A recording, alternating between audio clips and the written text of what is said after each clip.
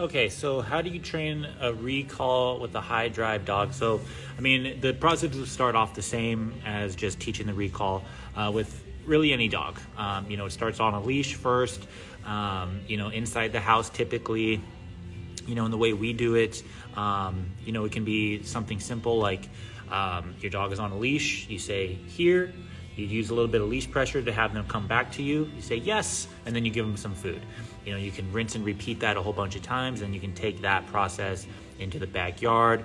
We do also like a place-to-place recall, which is basically like one dog bed here, one dog bed here, and then, we got a leash, and we just go to the other side, and we're like, here, leash, dog moves, we're like, good. They get to the place board, we say place, they get on there, good. And then we give them some food, and then go back to the other side. And again, rinse and repeat that, do it in a bunch of different contexts. But yeah, you would just follow that process, especially if you're doing the place to place, you can increase the distances.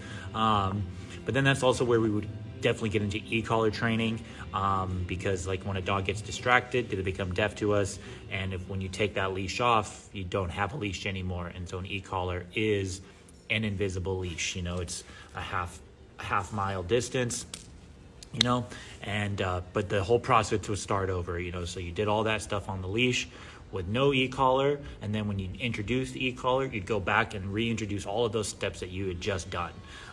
So it's a process, it definitely takes some time, but then you want to just be practicing calling the dog off of their food, calling them off of smelling trees, calling them off of getting pets.